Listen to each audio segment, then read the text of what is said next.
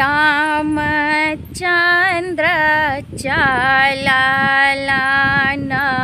ब्याहे जनकपुर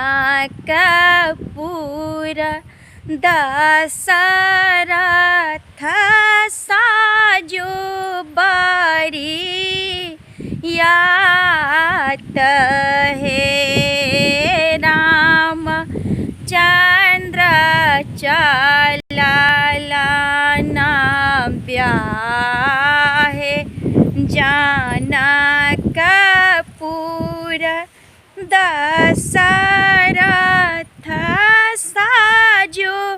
बरियात हे राजा जनक जी के साकर गलिया कहाँ ठहरायत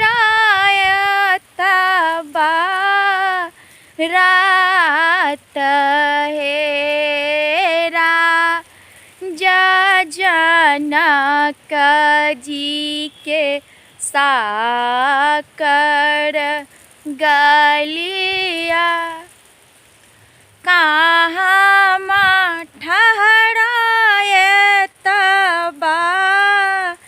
रात है कहाँ मजे राखत आजन बाजन कहाँ राखत बरियात है कहाँ मजे राखत आजन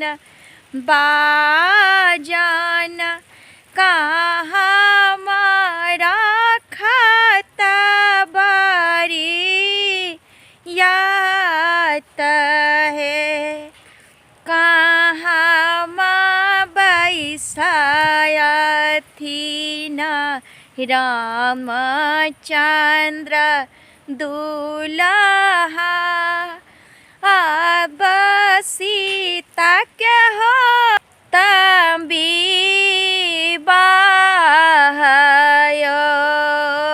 कहाँ बैसयथिन रामचंद्र दुल्हा अब सीता के होए तभी बाहयो कुरा खेत रखथिन आजन बाजन दुआरे रखथिन बरियात है कुरा खेत राखत आजन बाजन दुआरे बैस राखथिन बरियात है मारबा बैसयथिन रामचंद्र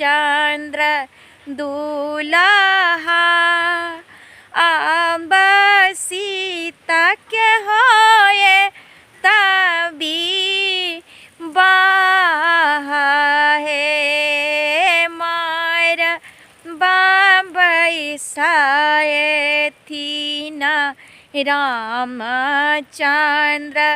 दुल्हा अब सीता के होए तभी बाहयो। तो गीत हमारे नीक लागत हमारे सिमरन ऑफिशियल चैनल के सब्सक्राइब करब,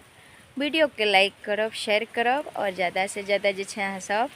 मतलब देखे नहीं छे वीडियो के देखिए। और न्यू चैनल है हमर जे अखन तक जिनका सबके मालूम नहीं है, सिमरन ऑफिशियल एहि पर जे छे पर्सनल हमर गाना नीक नीक सुने के मिलत। शादी विवाह मुंडन